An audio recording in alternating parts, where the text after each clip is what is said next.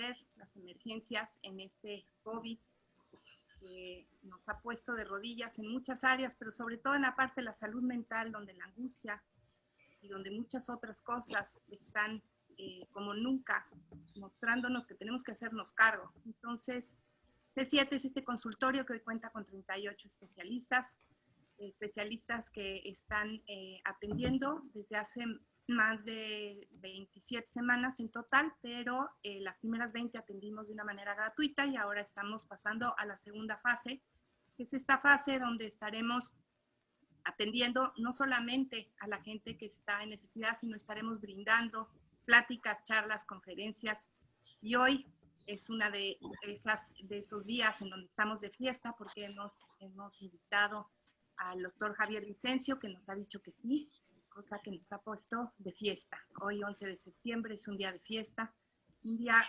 que tendremos la oportunidad de trabajar y durante esta hora un programa que va de la mano de un libro que Javier escribió. Yo quisiera presentarles primero a Javier. Javier es psiquiatra, es terapeuta, ha dedicado su vida a este camino de lo que es la terapia, pero sobre todo del encuentro con lo que es ayudar a las parejas a poder transitar por aquello que toca durante épocas difíciles para poder hacer algo distinto de lo que han venido haciendo. Y una de las cosas de las que estaremos hablando hoy será acerca de su libro, un libro que escribió hace un rato, y ahorita lo voy a dejar hablar porque luego dicen que hablo mucho. Así que ahorita, Javier, te voy a dar oportunidad, pero bueno, estaremos hablando un poco de su libro, iremos de la mano tocando algunos temas, y por lo pronto, bueno, pues te dejo, Javier, hablar un poco acerca de quién es Javier Vicencio, qué es esto de Mapas del Amor, qué es Crisol y cuál ha sido un poco tu trayectoria. Si quieres comenzar. Con gusto, claro. Bueno, la verdad que desde luego una de las cosas que señala como un punto de partida para mí en México es que yo me vine a México por el golpe en Chile. Y lo menciono porque el golpe en Chile fue el 11 de septiembre del 73. Es decir, justamente estamos cumpliendo 47 años desde que eso sucedió. Yo creo que fue bastante simbólico lo que sucedió en general para distintas gentes que estaban interesadas en lo que estaba pasando, no solamente en Chile, sino que era como el soplo de un cambio, ¿no? Pero para muchos de nosotros significó un soplo de un cambio mayor, porque implicó una migración que primero fue a Chile, después fue a Argentina, después fue a Londres, y finalmente el año 79-80 de vuelta a México, que es donde he estado trabajando desde fines del 79, principios del 80, y que como me había podido formar como psiquiatra, psicoanalista, terapeuta gestáltico y sobre todo terapeuta familiar, tuve también como la oportunidad de encontrarme en México, que siempre ha sido un país que ha acogido a todos los extranjeros que se vienen para acá, en el momento en el cual la terapia familiar como tal se iniciaba, o se había iniciado un poco antes, del 74, 75, pero se iniciaba quizás a través de no solamente colegas mexicanos, sino que colegas latinoamericanos. En este caso, un par de colegas argentinos que habían migrado también un poco antes acá a México. Y entonces eso permitió que nos juntáramos e incluyéramos a una colega mexicana para fundar uno de los institutos con los cuales he participado y fundado primero, que se llama ILEF, Instituto Latinoamericano de Estudios de la Familia. Eso lo fundamos en el 82, creo, en conjunto con un par de colegas argentinos y una colega mexicana, Nacho Maldonado, Estela Troya y Margarita Díaz. Y eso me permitió estar como muy presente en la fundación de la terapia familiar en México, Siendo México a su vez un país bastante cercano a Estados Unidos, que era donde la terapia familiar había florecido, más incluso que en Europa. Entonces, me pareció siempre que estar en México era un lugar muy privilegiado en el sentido con el desarrollo profesional. Por un lado, por el lugar que me brindó para poder desarrollarme, y en segundo lugar, por la cercanía que, pues, curiosamente yo alguna vez decía, no creo que sea lo mejor, pero decía, gracias a una beca Pinochet, me tocó recorrer distintas partes del mundo y estar cerca de un montón de gentes que eran como muy significativos, tanto en la psiquiatría en Inglaterra como en la terapia familiar y el psicoanálisis, posteriormente aquí en México y en Estados Unidos y en América Latina. Pero bueno, no quiero hablar más de mí, quiero, como tú decías, que hablemos un poco sobre ese libro, porque una de las cosas que a mí más me ha interesado con respecto a la terapia sistémica, la terapia familiar, ha sido la terapia de pareja. Y creo que eso me ha hecho focalizarme, ¿no? No solamente en qué hacer con la terapia de pareja, sino que preguntarme al respecto de qué hacer con respecto al amor, ¿no? Yo no creo que se pueda hablar de terapia de pareja sin hablar al mismo tiempo del amor, ¿no? Obviamente que no pretendo en ningún momento pensar de que ya puedo extender el tema más allá de lo que se extiende, porque ya sabemos que hablar del amor es hablar de algo que nadie ha podido definir, y que menos mal, porque sigue siendo un misterio, igual quizás que la psicosis. Esa es la ventaja que yo veo con respecto a lo que he hecho en mi profesión, dedicarme a trabajar en dos misterios, la psicosis y el amor en la pareja.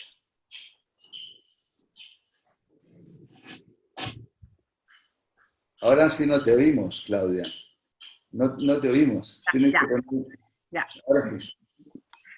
Decía yo que menos mal que no está definido, pero quizás en la poesía podemos encontrar cosas maravillosas que permiten por lo menos acercarnos a través del lenguaje, que me parece que es la forma, además del tacto con la piel y la expresión que tiene uno con ella, la posibilidad de poder encontrar hilos conductores que vayan enseñándonos cómo esta parte amorosa se puede plasmar a través de la poesía.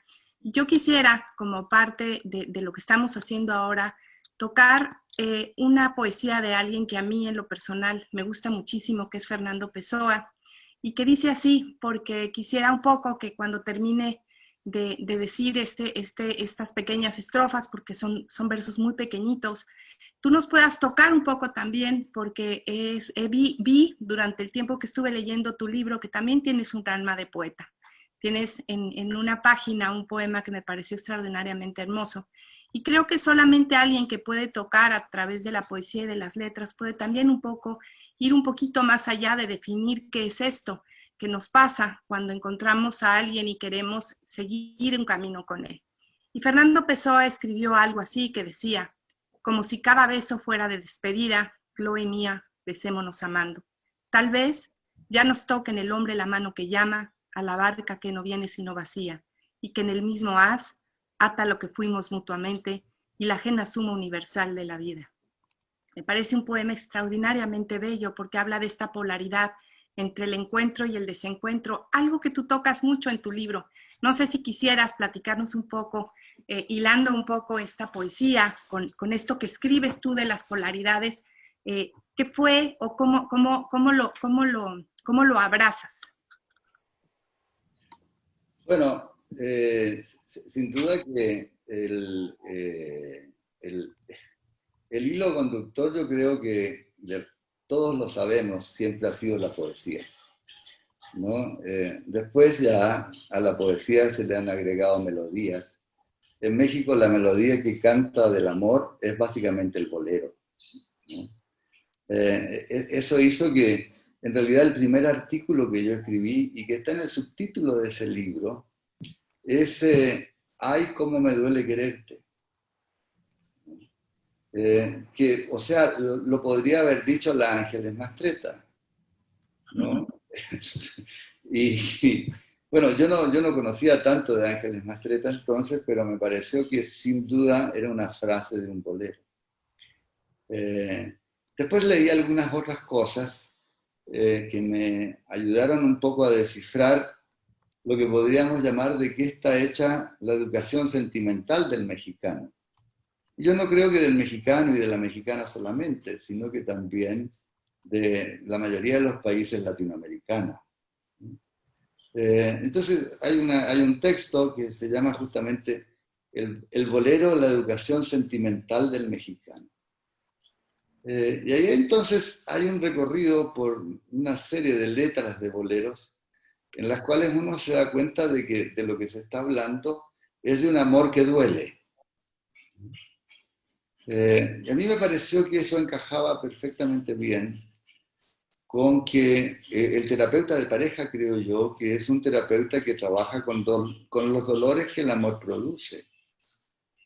Y de repente dije, bueno, ¿será, no, que yo tengo que necesariamente hablar de los dolores cuando también hay otra parte del amor, ¿no? Que tiene que ver con la felicidad?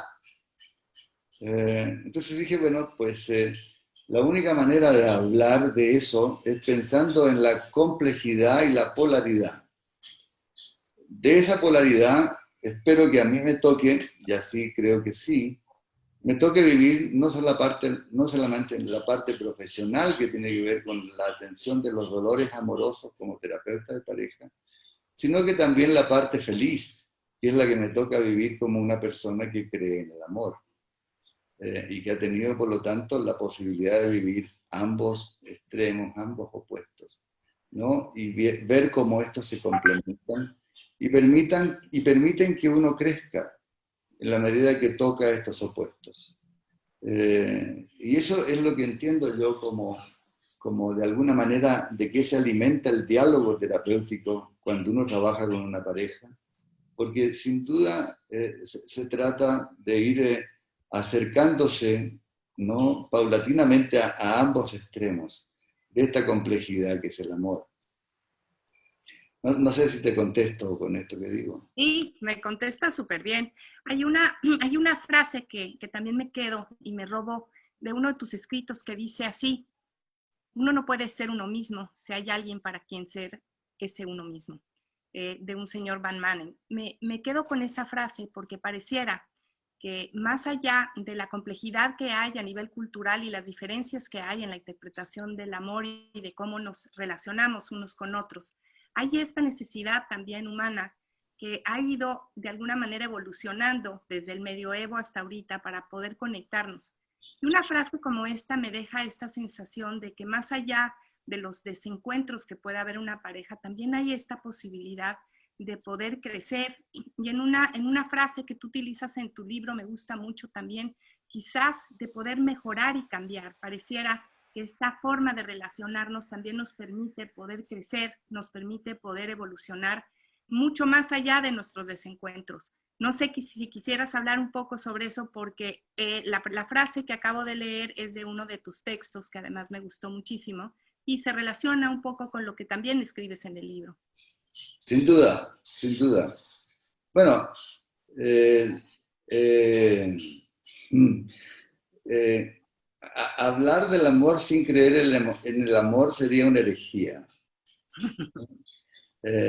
Dedicarse a trabajar como terapeuta de pareja sin creer en el amor sería un pecado.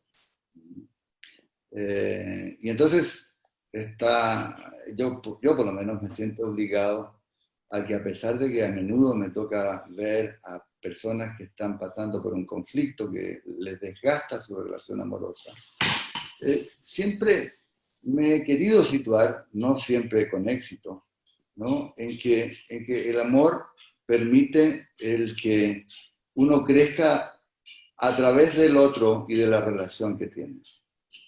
Es decir, me parece que la evolución que el amor como relación ofrece va mucho más allá de lo que uno puede lograr solo.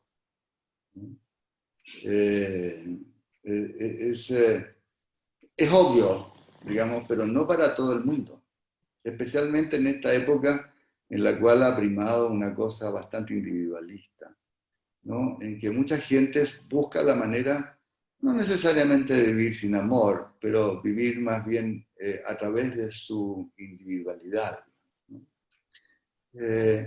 Yo creo que ser individuo sin conexión con los otros y sin conexión afectiva, y yo creo que es una de las cosas básicas de las cuales o se basa o por lo menos se sustenta inicialmente la relación amorosa, sin tener esa conexión afectiva, sino que pensar en que uno está bien estando solo, lo que también es bueno hacer. Yo no creo que uno tenga que necesariamente estar acompañado para estar bien. Pero en cuanto a eso que tú decías, yo creo que la posibilidad de estar acompañado por alguien que te quiere, te permite llegar mucho más allá de donde llegarías estando tú solo, queriéndote a medios solo, cuando se pueda, ¿no? Pero la mirada amorosa de alguien que te quiere, naturalmente que es una posibilidad de un crecimiento que uno no tiene posibilidad de tener solo, ¿no? Y aquí, y Así aquí lo veo. quisiera, no, voy maravillosamente, o sea, me emociona escucharte porque en épocas en donde finalmente lo que se está viendo es como una forma en que se van desgajando, se van cayendo muchas cosas que están sucediendo ahora, también viene la posibilidad de poder encontrar en todo esto este equilibrio que el amor también nos brinda. Me parece que con esta idea me quedo en esta primera parte. Me gustaría viajar un poco en el tiempo contigo y que pudieras plasmarnos un poco ahí. En tu libro hablas acerca de Tristán y Isolda, este amor imposible que nace en el medioevo y que comienza con la historia de poder traer un pensamiento que viene del mundo árabe al mundo occidental, que ha permeado a tal grado que hemos sido influenciados por ese amor hasta llegar ahora, ¿no? Que es un amor que tiene ciertas aristas que tú colocas aquí que me gustaría un poco que nos desarrollaras, porque me parece maravilloso poder conocer cómo hemos llegado hasta aquí, sobre todo partiendo de la base que Oriente y Occidente tenemos dos formas tan distintas de poder plasmar y poder ver el mundo a través de los conceptos que hemos creado, ¿no? Poniendo ahí, por ejemplo, la idea de Aristóteles, ¿no? En donde él plasma en una época que el principio de no contradicción, este sesgo que de una manera en donde el mundo queda acotado, que nada puede ser o ser al mismo tiempo. Y eso nos fue permeando de una manera a tener una visión del amor y una visión de cómo nos relacionamos los unos con los otros. Y que de alguna manera me parece, o quisiera, porque lo tomo de tu libro, cómo este amor romántico o este amor cortés que nace en las cortes del medioevo empiezan a impulsar esta forma de podernos relacionar los unos con los otros. Hay que agradecerle a los cortesanos, ¿no? Lo que ha ido como fundando el amor romántico. Y como tú dices, desde el medioevo. Yo creo que también hay que agradecerle a los orientales, ¿no? Porque pues para los orientales el tema del amor no tenía la prohibición que ha tenido desde pues, la Edad Media, ¿no? O por lo menos antes de la Edad Media.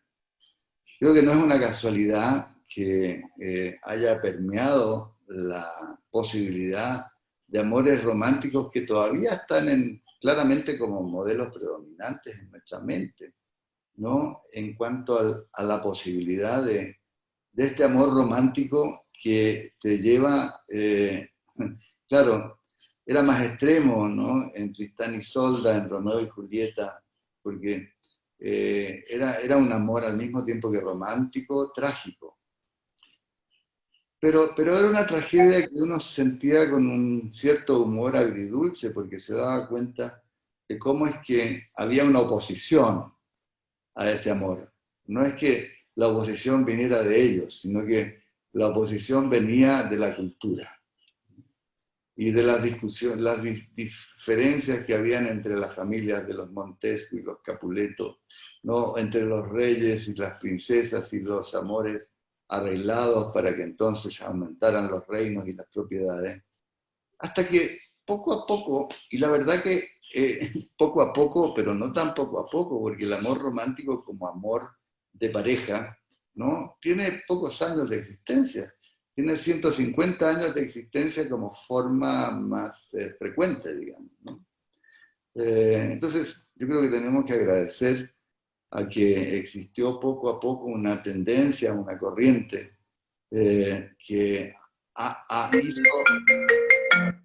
hizo pie en que esa fuera con el tiempo la forma que todavía nos regocija cuando vemos cosas de Romeo y Julieta en Shakespeare, ¿no? O pues versiones más actuales en películas, ¿no? Tristán y Isolda también, aunque bueno, eso quedó más bien a nivel mítico, no tan a nivel cercano. Tú me habías comentado de Leonor de Aquitania, ¿no? Que como me lo comentaste, me gustaría que tú, que conoces mejor la historia, pudieras relatarla, porque creo que corresponde a esta unión con Oriente, que tú sabes un poco mejor cómo hilarla. Pues es que aquí tenemos a esta dama cortesana, que era esposa de Luis XIV, que no se sabe bien si la llevó su esposo por celoso o si más bien ella fue la que impulsó la partida hacia una de las idas a recuperar Jerusalén. Y cuando llega ya toca el mundo oriental y toca este pensamiento filosófico sufi, donde el amor empieza a tener unas aristas que ella no conocía, y empapada de esa pasión, la lleva a las cortes de Europa, donde empezaron los primeros trovadores a contar acerca de estas formas de relacionarse mucho más llevadas hacia el adulterio, porque así era como era, ¿no? En donde había un hombre que se enamoraba de la mujer casada y pasaba toda la vida llevando su pañuelo en el brazo para poder demostrarle su amor, aunque no fuera correspondido, ¿no? Tenía también esta parte amarga, pero ella fue quizás la representante de lo que hoy en día podemos empezar a sentir como nuestro, que es este amor que parte de ahí, ¿no? Yo creo que ella es la gran representante de todo este amor cortés, de todo este amor romántico en la época medieval, porque gracias a ella se conocen todas estas formas. Entonces, la traigo un poco a colación, porque también tú mencionas en tu libro algo, porque yo creo que todas las influencias que vamos y hemos tenido a lo largo de la historia nos ha ido permitiendo relacionarnos de distintas maneras. Y pones muy claro este amor de Hollywood, ¿no? En donde vivieron para siempre, genera una sensación de que la relación amorosa tiene que llevarse a ese extremo, cuando lo que sucede en la vida cotidiana es distinto, ¿no? Las relaciones de pareja siempre están enfrentadas a una serie de problemáticas, ¿no? Multifactoriales, que no permiten alcanzar este ideal. Y entonces de alguna manera nos vemos inmiscuidos otra vez con este medioevo en donde no es posible. Lo tenemos conceptualizado, porque en la vida real las cosas se ponen complicadas, ¿no? Entonces, un poco de la mano de ir llevando este amor romántico al día de hoy, de cómo nos estamos relacionando. O sea, tú estás hablando ahorita 150 años, es muy poco tiempo. O sea, realmente en la historia de la humanidad esta forma de relacionarnos, pues es muy reciente. Y también lleva consigo una serie de complejidades que hoy, por ejemplo, debido a esta pandemia, pues están polarizando, ¿no? Todos los problemas que ya habían ahí sobre toda relación de pareja, pues están llevando a un nivel mucho más alto. Entonces, Leonor de Aquitania la vamos a poner ahí como una persona a la que hay que agradecerle, porque no existe cosa más hermosa que la poesía amorosa, o que la literatura amorosa, o que las canciones, o que todo aquello que tiene que ver las artes, en donde se extrapola todo aquello que también llevamos por dentro, y en su polaridad toda la capacidad de destrucción. O sea, pareciera que hay dos fuerzas permanentes de las que tú mencionas en tu libro, que están todo el tiempo tensionadas, ¿no? Una con la otra. No sé si quisieras hablar un poco sobre eso. Bueno, sí, gracias, ¿no?, por la mención de Leonor de Aquitania, porque no, es una ventaja que tú seas mujer, porque eso permite traer al escenario, ¿no?, a una mujer que vivió muchos años, creo que murió a los 80 y tantos años, y que a través de su vida logró realizar ese amor y llevarlo pues hasta mucho más lejos de lo que lo llevó Tristán y Isolda, ¿no?, y lo que lo llevó Romeo y Julieta, que pues murieron mucho más jóvenes. Pero eso creo que remite a esa característica también del amor, pasión y de la muerte. Y no quiero hablar de lo trágico de la muerte, sino que quiero hablar de cómo es que en la relación pasional, cuando ya tiene mal nombre, porque tiene mala fama el nombre, porque el nombre que yo creo que tiene es de ser amantes. Ha sido impregnado de una mala prensa por el hecho de que tiene que ver con la infidelidad y todas esas cosas. Sacando ese mal nombre, ¿no?, yo creo que a lo que se refiere la relación de amantes, es una relación en la cual uno se pierde en el otro hasta el punto de que consigue minutos de inmortalidad. ¿Qué quiero decir con eso? Que en esos momentos de pasión, de fundirse uno con el otro, no tiene angustia de muerte. No solamente no tiene angustia de muerte, sino que no le importa ni su nombre, ni el lugar donde está, ni nada. Se pierde en el espacio. Y ese perderse en el espacio de la relación pasional, yo creo que es sin duda la continuación, ¿no?, del amor de los cortesanos y del amor que tú recuerdas de Leonor de Aquitania, y que está plasmado en Romeo y Julieta y en Tristán y Isolda. Entonces, creo que así se recupera un poco la idea de la muerte de una manera menos trágica y se expresa, ¿no?, en lo que implica emocionalmente sentirse en capacidad de morirse y, y resurrectarse. No en el sentido de que uno se muera, sino que en el sentido de que uno puede experimentar un momento de profunda vitalidad, en donde pues podría morirse sin que le causara tanto dolor.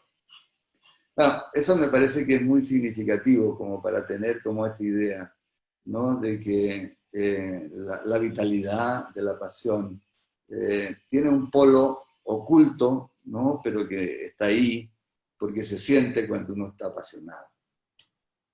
Ahora, tú mencionabas al mismo tiempo, creo que otro punto que tiene que ver con, bueno, el otro opuesto, ¿no? Si tú quieres, ni siquiera es opuesto, sino que es complementario, que es el que tiene que ver con que, o sea, demasiada conexión,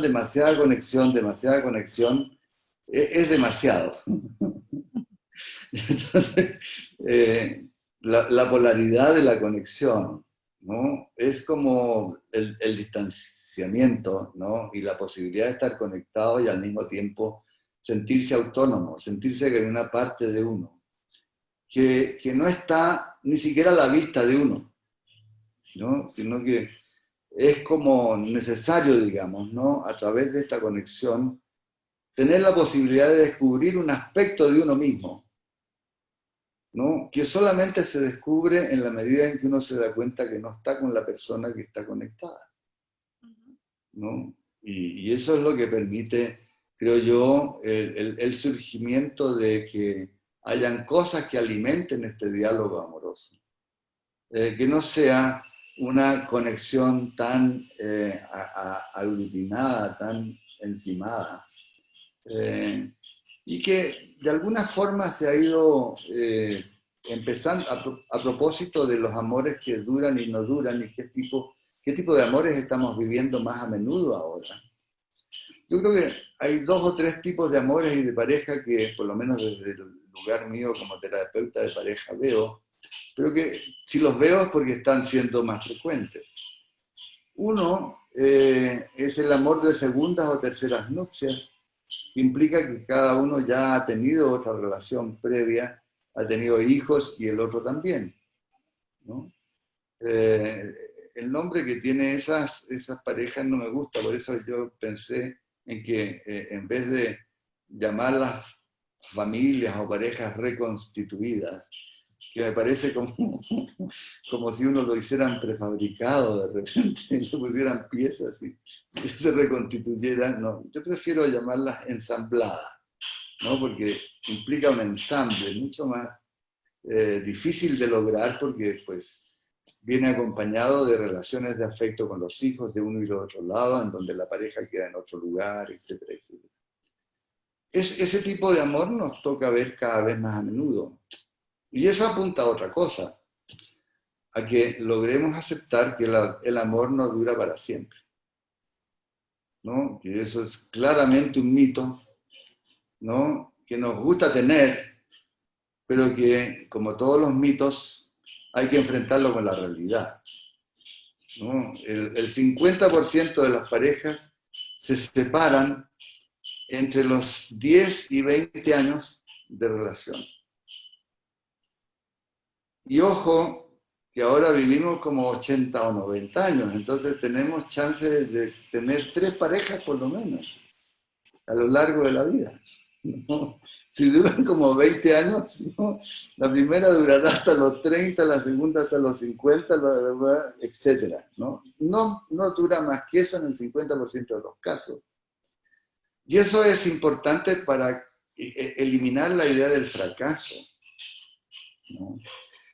Hay que pensar de que si uno ha logrado tener una relación de pareja por 30, 35 años, ha sido un éxito. No ha sido un fracaso, ha sido un éxito. Que a lo mejor se ha prolongado más allá de lo habitual. No porque uno le pone empeño y hay hijos y lo que tú quieras. Pero obviamente ha sido un éxito, ¿no? Entonces, la idea o el mito de que el amor dura para siempre, es bueno olvidarlo. Y también, no sé, un poco, tú mencionabas ahorita que el 50%, yo estuve revisando un poco las cifras a nivel global, y hay índices muy curiosos que sí hablan acerca de cómo en lugares, por ejemplo, como México, que es de los países del mundo en donde todavía hay menos frecuencia de divorcios, y otros países como Bélgica tienen los más altos del mundo. O sea, pareciera de alguna manera que también la forma de interpretar el matrimonio, que está muy relacionado con nuestras creencias religiosas, por así decirlo, o culturales en cada país, va permeando también en estas nuevas formas de amoldar la relación de pareja, ¿no? En donde ahora también cada vez más, no porque no hubiera antes, sino que cada vez más se presentan estas parejas en donde es de 2 hombres o 2 mujeres, o sea, ha ido abriéndose de alguna manera esta forma de relacionarnos. Definitivamente creo que el Internet y todas estas cosas han fungido como parte muy importante. Yo que crecí, por ejemplo, con muchas series de televisión en donde se hablaba por primera vez en la televisión de parejas homosexuales y demás, poco a poco también fue permeando eso a través del cine, de la forma de relacionarnos. O sea, pareciera que hay un tejido que viene desde antes hasta ahora, en estos 150 años, que va permitiendo que nos podamos relacionar de distintas maneras, cada vez más amplias, cada vez con menos tiempo, a lo mejor, como dices tú, porque no es que sean menos tiempo, o sea, Tristán y Solda, yo creo que en esa época, pues los seres humanos vivían hasta los 24 y ya eran ancianos. O sea, claro, hoy en día llegar hasta los 80, pues también nos permite poder ir moldeando esta forma de interrelacionarnos los unos con los otros. Sin duda, ¿no? Tienes razón de cómo es que han habido como aperturas a nuevas formas de relaciones amorosas en función pues, de la apertura que hay con respecto a la posibilidad de parejas del mismo sexo, como decía antes, parejas que ya no duran tanto y por lo tanto tienen la posibilidad de juntarse pues de nuevo, ¿no? Y conocer una manera distinta de amor que la que habían conocido anterior. Porque no es que uno se busque otra relación, ¿no? Porque la verdad, ya se agotó la capacidad de amar de uno, sino que en verdad es porque se da cuenta que hay más capacidades de amar que las que ha desarrollado en ese amor, ¿no? De hecho, las parejas que reconocen y son un poco más honestas en relación con lo que han vivido como diálogo amoroso, cuando han vivido a lo largo de toda la vida con la misma persona, reconocen que han pasado 2 o 3 separaciones emocionales que han durado 2 o 3 años, ¿no? Y después se han vuelto a enamorar, han vuelto a quererse, pero de otra forma. Pasando al otro extremo, ¿no? Quizás no en México, pero si te pones a pensar qué es lo que está pasando en un lugar como Nueva York, ¿no? O a veces en la parte como más progresista de España, han empezado a como hacer mención, ¿no? De esto que se llamaba las relaciones poliamorosas, ¿no? Que en verdad nosotros como generación las vivimos en la época de los 68, 70, etc. En la intención de formar comunidades amorosas. A mí me tocó vivir un poco en eso, pero también me tocó vivir los efectos de eso en Londres. Eran realmente bastante malos, ¿no? Es decir, se producían relaciones que eran demasiado políglotas, por ponerle un nombre, y traían consecuencias muchos conflictos, ¿no? En este periodo, por ejemplo, hay gentes en Nueva York, gentes en España, que plantean esta necesidad de salirse de la exclusividad de la relación amorosa. Y eso implica la posibilidad de una pareja abierta, aunque abierta de acuerdo con que sea abierta, y como con un pacto de hasta qué punto sí, hasta qué punto no, y qué es lo que va pasando a su vez con la relación de pareja, si se enriquece o se empobrece o se angustia o lo que tú quieras. La experiencia que tengo con ese tipo de parejas, que no es mucha, porque pues si estuviera en Nueva York sería mucha, pero viviendo en México no es mucha, ¿no? Esa posmodernidad de la que se habla tanto, pues tiene sus asegúnes culturales, digamos, ¿no? Y cada país la va transitando a su propia forma. Entonces, las que he visto, que habitualmente son gente joven, bueno, los que son jóvenes están como en más condiciones de aventurarse para ver qué pasa con eso. Y como son jóvenes, lo primero que les pasa es que se angustian, ¿no? Se angustian muchísimo porque además estas relaciones poliamorosas incluyen la posibilidad de que haya una apertura hacia la bisexualidad, ¿no? Entonces, no es nomás la posibilidad de que uno se encuentre con una persona como del mismo sexo, sino que también la posibilidad de que uno quiera explorar lo que implica una relación amorosa con una persona de distinto o del mismo sexo. Entonces, digamos, particularmente desde mi versión como persona y como alguien que está observando esto, creo que México no está preparado para eso, ¿no? Creo que cada cultura tiene sus límites, ¿no? Y entonces no es necesario ponerse a la moda. Creo que hay que sentirse como que uno tiene como un límite que dan no solamente las instituciones, sino que los discursos culturales, que van acomodando desde el cuerpo hasta la forma en que uno se relaciona.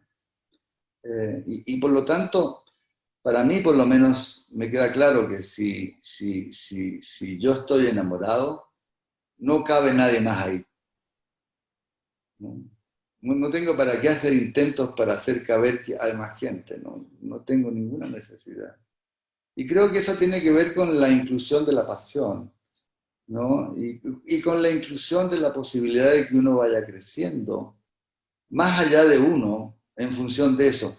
Aparecen otros personajes, como tú decías, aparece Pessoa, ¿no? Aparece Leonor de Aquitania, aparece la literatura, aparece el interés en la música y de gozar y disfrutar de esas cosas solo o en conjunto. Es decir, o sea, ¿para qué meterle más gente si con lo que se mete dentro de una relación amorosa basta y sobra? Creo yo. No, y además eso también conlleva, así como lo decías hace un rato, una serie de problemáticas que ya de por sí una pareja se va a tener que enfrentar durante el tiempo que estén juntos, ¿no? Mucho de esto lo mencionas en tu libro y me gusta mucho esta parte que haces de mención sobre el eneagrama, para aquellos que no saben, pues hay una apuesta ahí también que viene del mundo sufi, este conocimiento maravilloso que llega a Occidente gracias a Gurdjieff y que después, por ejemplo, alguien como Claudio Naranjo toma en sus manos y lo va desmenuzando en la posibilidad de saber cómo nuestro carácter va a influenciar también esta forma que tenemos de relacionarnos con el otro, que también es maravilloso poder conocer todas estas aristas porque nos permiten muchas veces a lo mejor encontrar un hilo conductor para poder solucionar ciertos nudos que se generan dentro de una pareja, entendiendo que la forma de revisar el mundo de uno puede ser completamente antagónica del otro o tener una necesidad, uno que va completamente en contra de lo que necesita el otro. Y entonces ahí se empiezan a generar este tipo de cosas que pueden ser complejas y que pueden llevar a una ruptura o que pueden llevar a ciertos problemas en una pareja. Y tú, durante el final de tu libro, vas mencionando un poco acerca del eneagrama, de este conocimiento de la personalidad, de cómo se forja la personalidad, de las necesidades de cada uno, para poder encontrar quizás después una manera de embonar como más suave, no necesariamente porque uno cambie y el otro también, sino porque más bien los dos aprendan a quererse con esas formas distintas de ser.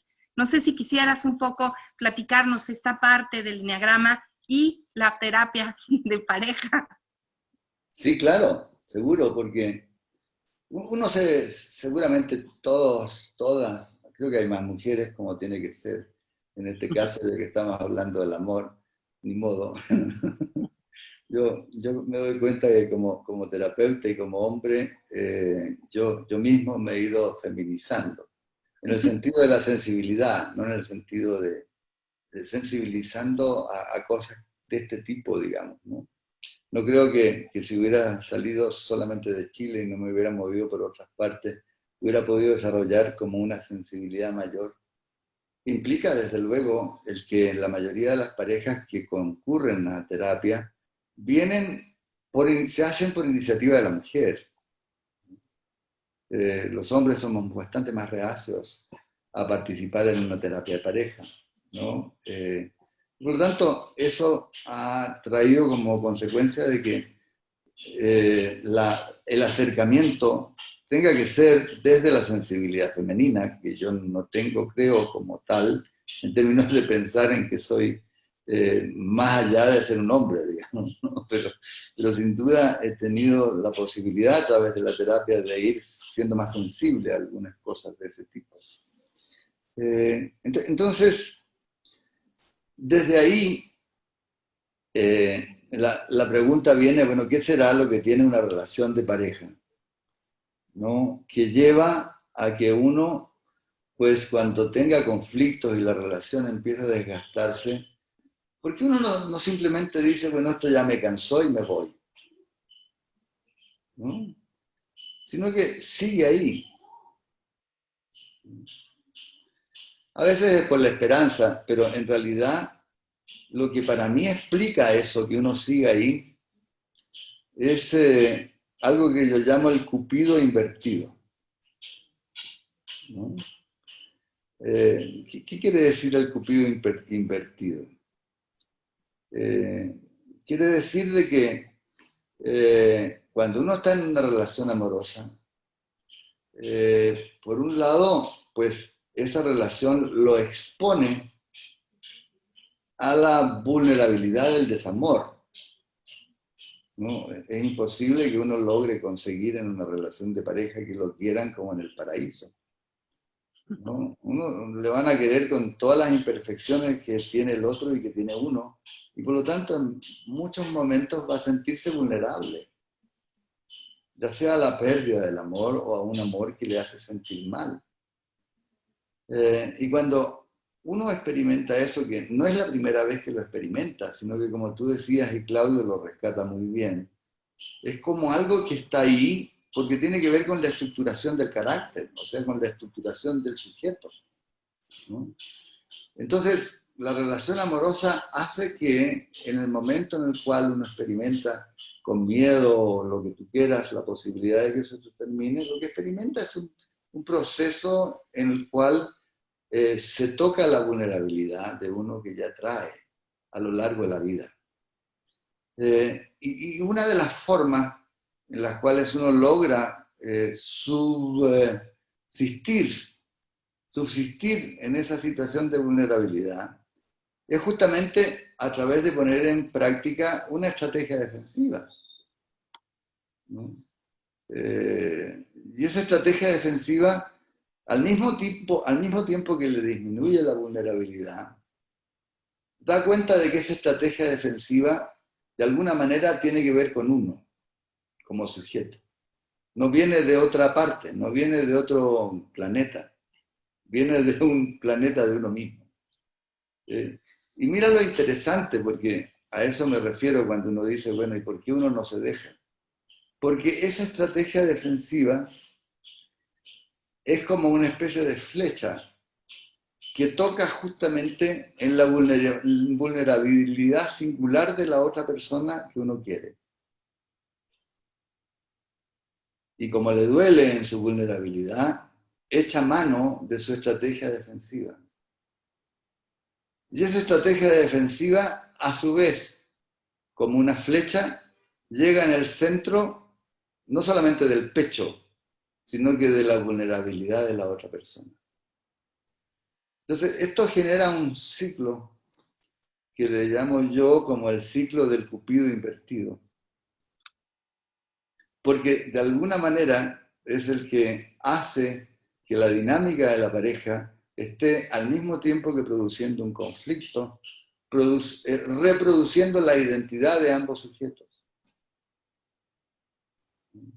Porque echa a andar lo que uno es como estrategia defensiva y lo pone en contacto a uno con lo que es su vulnerabilidad en relación no solamente con la pareja, sino que la vulnerabilidad que ha adquirido en la medida de que no vivimos en el paraíso. Y con Creo el... yo, creo eso, ¿Perdón? creo No te yo, oí. Ah, creo yo yo. creo que yo he sido bastante con todo esto que estás planteando, porque me parece que a través de la experiencia, sobre todo la que tú tienes, que es maravillosa, o sea, ¿cuántos años tienes haciendo esto? Toda tu vida. Eso va permitiendo que tengas esta capacidad, por ejemplo, en el libro mencionas varios casos, ¿no? En donde tienes una pareja y te llaman para que tú de alguna manera desatores los nudos que hay ahí porque el terapeuta no ha podido hacerlo, ¿no?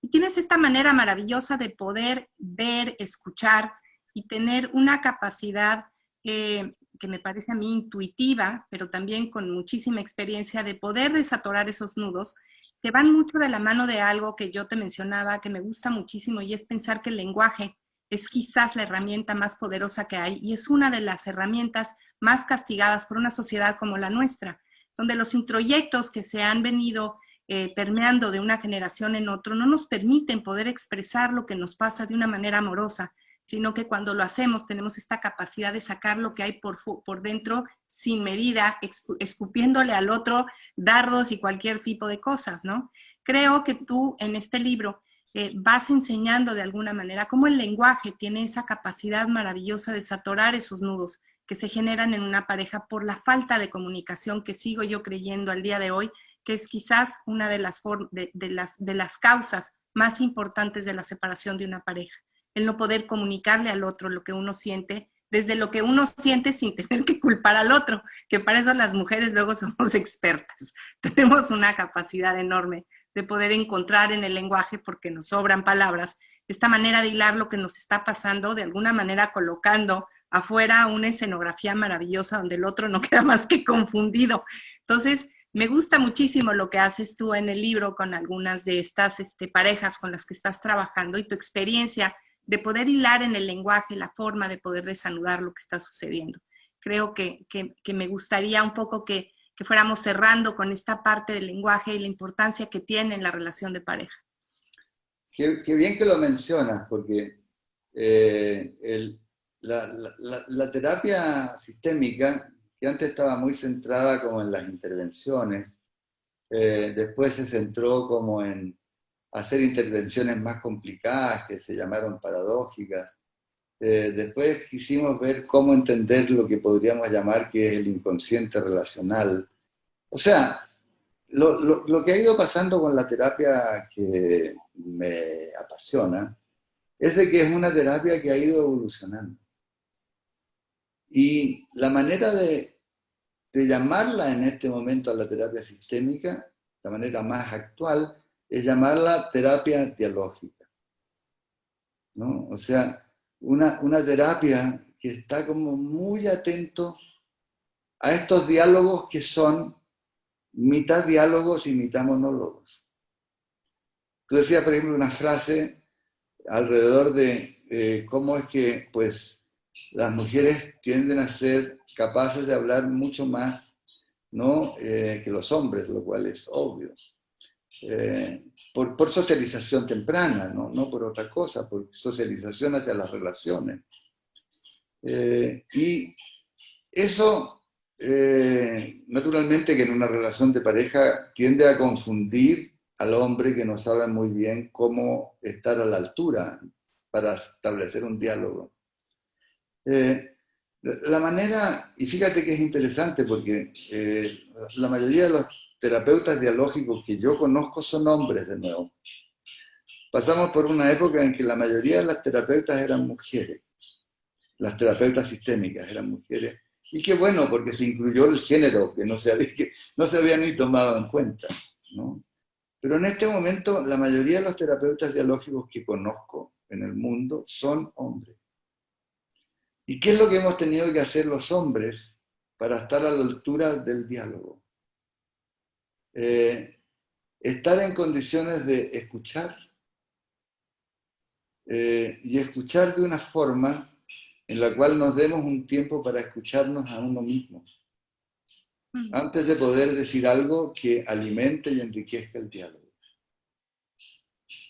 Entonces, hace que a menudo, en una terapia de pareja en que habitualmente es la mujer la que empieza, yo tengo que esmerarme en decirles, mira, déjame ver si entendí lo que dijiste. Y les repito a veces inicialmente palabra por palabra de lo que yo escuché, y le agrego 2 o 3 cositas. Y después de agregarle 2 o 3 cositas, les digo, frente a lo que he escuchado me pregunto tal y cual cosa. Y quisiera preguntarte a ti tal esas cosas, como para retomar la posibilidad de diálogo que muchas veces en las parejas se ha perdido. Entonces, yo aparezco inicialmente como terapeuta con la idea de parar ese diálogo que por mucho que se hable está interrumpido, ¿no? Para reenhebrarlo como un diálogo en que yo no solamente escuche, sino que también su pareja escuche lo que yo estoy escuchando para que lo escuche doble. Y una vez que le escuchas doble, le digo, mira, quiero saber qué opinas de lo que está diciéndote tu mujer, ¿no? ¿Qué te parece? ¿Cómo te sientes frente a lo que te está diciendo tu mujer? Bueno, al principio no resulta, ¿no? pero si yo logro, ¿no? Que al mismo tiempo haga con el hombre lo que me está diciendo y haga el mismo ejercicio, ese hombre es capaz de abrirse mucho más que con su mujer y con el tiempo mucho más que yo incluso. Porque ese diálogo tiene que reabrirse entre ellos y no conmigo, ¿no? Entonces, Pareciera que entra aquí como esta posibilidad de que hemos sido adiestrados de alguna manera desde que somos pequeñitos y que quizás se puedan ir abriendo, así como se han abriendo otras posibilidades, la posibilidad de enseñar a los niños a verbalizar, a poner afuera lo que les está pasando en un lenguaje que los otros entiendan. Te decía el otro día algo que a mí me hizo mucha gracia, porque a mí me pasa muchas veces, sobre todo porque me encanta escribir y tengo que estar preguntando si lo que escribí hace sentido, porque mi cabeza viaja, yo entiendo lo que estoy poniendo ahí, yo creo que estoy poniendo afuera lo que los demás van a entender, y a la hora que recibo lo que los otros están leyendo, realmente no hace absolutamente nada de sentido lo que estoy diciendo. Entonces pareciera que entre lo que yo pienso, entre lo que yo digo, el otro escucha, el otro procesa y regresa, hay 9 posibilidades diferentes. O sea, la complejidad de nuestras relaciones interpersonales están relacionadas con nuestra forma de poder utilizar las palabras correctas para que el otro lo reciba y para que el otro entienda de qué va. Entonces, me encanta esta manera que tú tienes en el libro de ir llevando este hilo conductor a través del lenguaje a la posibilidad de que una pareja pueda desanudar eso que está sucediendo en ese momento, que no es otra cosa que la historia que cada uno se cuenta de lo que está sucediendo, que no es necesariamente lo que está pasando, o sea, va generándose toda una, yo lo veo y lo ubico como una ensalada donde vas metiendo jitomates, lechugas, y se vuelve aquello una cosa que llega un momento en donde uno no sabe por dónde empezar a sacar. Y creo que desde donde yo alcancé a percibir en tu libro y desde lo que yo te he escuchado hoy, pareciera que el lenguaje va a ser ese hilo conductor que va a poder permitir desatorar o desanudar aquello que no está funcionando y poder continuar en ese camino amoroso o no, porque finalmente también en el lenguaje hay la posibilidad de que la ruptura se dé de una manera mucho más amorosa que como usualmente lo hacemos, donde rasgamos y rompemos todo porque no sabemos cómo hacerlo, ¿no? Qué bueno que mencionaste a los niños, porque hace 2 días tuve una sesión de pareja que me emocionó muchísimo, con una pareja joven que tenían como dificultades originadas por sus propias familias de origen, digamos, ¿no? Un hijo único, de una mamá muy pegoteada, ¿no? Y una señora que, en verdad, jóvenes, guapos los dos, muy interesantes, muy inteligentes, que había tenido, pues, la figura de su abuela como su figura de crianza, ¿no? Entonces, el conflicto se producía en la medida en que pues habían sido muy buena pareja cuando no había problema, porque no estaba muy incluida la familia de ella sobre todo, pero ya cuando tuvieron hijos, ¿no? Y además tuvieron 2 o 3 hijos como cuates, ¿no? La figura de la abuela, de parte de la mujer, reapareció en escena porque era una sombra que ella tenía de su propia crianza. Y bueno, todo eso produjo un conflicto X, ¿no? De los habituales, de estos jaloneos para un lado y para el otro. Pero la parte que a mí me emocionó fue cuando les dije, bueno, ¿y cómo estarán sintiendo estos niños esta tensión que ustedes me están contando? Si ustedes tuvieran que pensar en algunas palabras que estos niños a lo mejor no tienen la capacidad de ustedes porque no han desarrollado el lenguaje que ustedes tienen, ¿qué es lo que creen que estos niños dirían? Entonces fue muy, para ellos y para mí fue muy importante, digamos, ¿no? El que ellos pudieran situarse en el escenario siendo vistos por estos hijos. Y ya no pensando en qué es lo que estaba pasando con sus respectivas madres y abuelas, sino que el espectáculo que estaban teniendo de esta relación, sus hijos de 4 o 5 años, que lo que tienen es simplemente un radar emocional. Y que desde ahí estaban realmente bastante tocados por lo que estaba lo que estaba pasando con sus padres. Entonces, ahí logramos recuperar el diálogo entre ellos dos, incorporando a los hijos que no estaban presentes, para que los hijos de alguna manera les dijeran, ya pues, bájenle un poco porque nos está haciendo mucho daño. Llegaron a un acuerdo inmediato después de eso, en la cual el asunto era que no iban a tener nunca ninguna discusión en relación con lo que pasaba con ellos en frente de los niños. Cosa que me pareció muy buena. En segundo lugar, ella como buena mujer dijo, bueno, es que si no vamos a hablar de los niños, entonces yo quiero que tengamos un espacio para nosotros dos. Un par de veces a la semana nos veamos para hablar de lo que pasa entre nosotros dos. Y entonces les dije, bueno, yo les voy a dar una regla, pueden cumplirla o no, porque yo cuando doy reglas parto de la base de que no estoy dando tareas, sino que estoy dando como sugerencias, ¿no? Entonces les dije, mi sugerencia sería que cuando hagan eso, lo único que no hagan es hablar de sus mamás y de sus suegros, ni nada de eso. Ojalá que lo cumplan. Y ahí terminé la sesión. ¿Hemos terminado, Claudia? Prácticamente hemos terminado. Yo quisiera, Adi, te mandé una fotografía que quisiera que pases una vez que termine, nada más de, primero agradecerte porque ha sido, me puedo seguir aquí 2 horas, Javier, a mí el tiempo nunca me alcanza.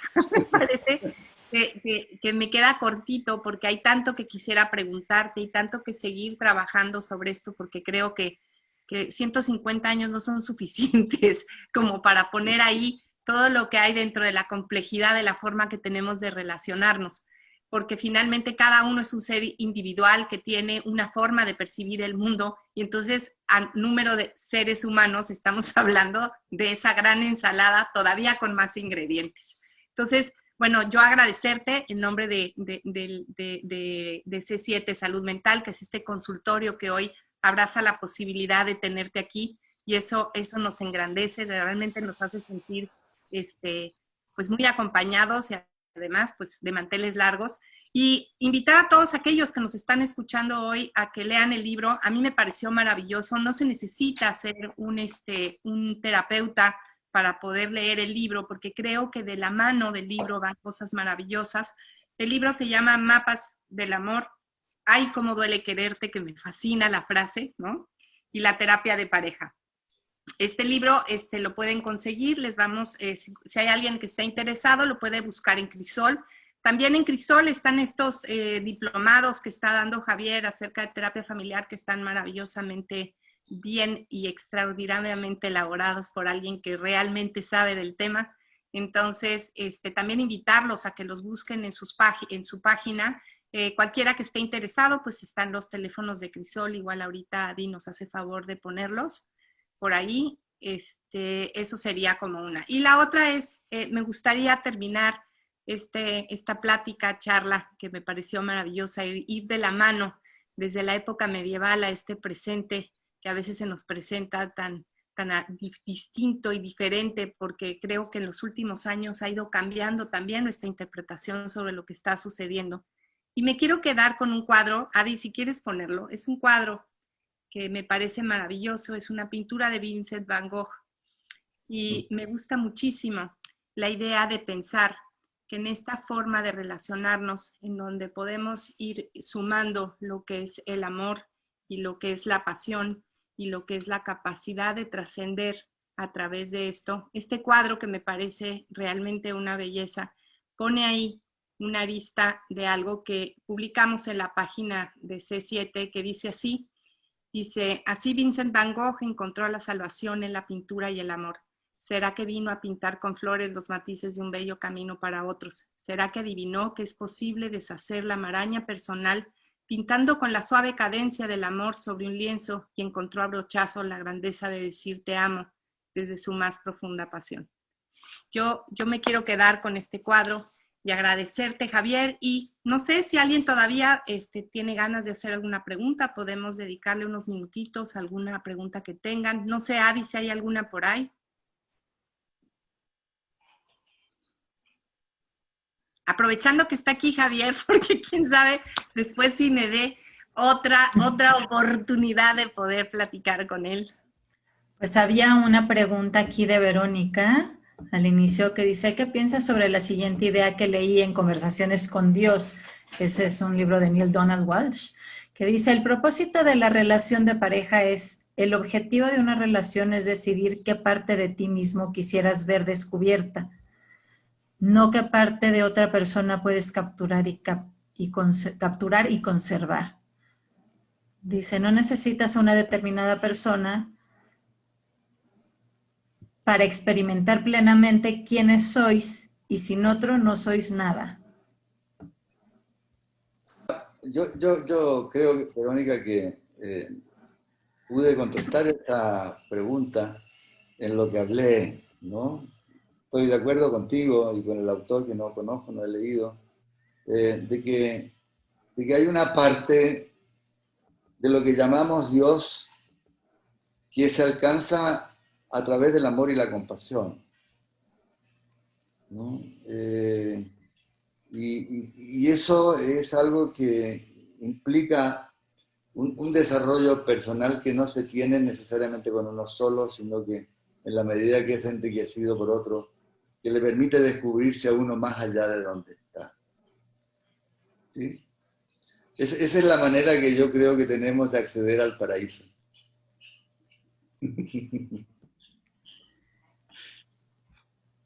Pues creo que hay muchos agradecimientos, estoy viendo por ahí que todo el mundo está poniendo. Javier, te mandan muchos saludos, hay mucha gente muchas que gracias. lo conoce aquí. Para aquellos que no lo conocen, de verdad los invito a que conozcan su libro. Para aquellos que no han tenido la oportunidad de escucharlo en alguna de sus clases, sus diplomados son maravillosos.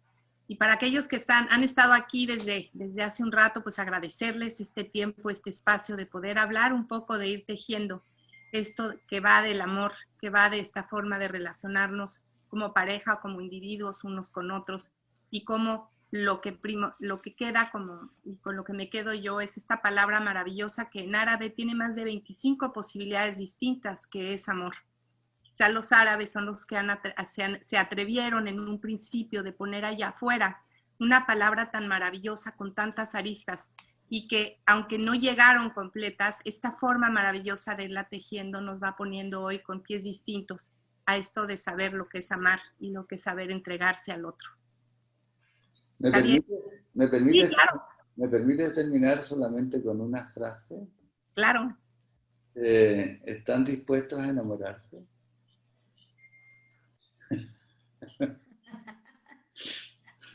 Así terminé la clase que acabo de dar del diplomado de terapia de pareja, por eso me atrevo a repetirlo. Pues es una buena pregunta para cada uno, ahí donde estén. Muy bien, muchas pues gracias. Hemos llegado al final, muchísimas gracias a todos. Javier, de verdad, un honor tenerte aquí con nosotros, agradecida siempre. Adi, a ti que estás atrás, ayudándonos con todo esto, muchísimas gracias. Sin ti tampoco sería posible, y a cada uno ahí donde estén, pues que tengan un bonito día y que esta plática a través del amor nos deje pensando y nos vaya llenando de cosas buenas durante esta semana. Hasta luego. Chao, chao. Bye, bye. Hasta luego. Saludos, doctor Javier. Chao, Daniel.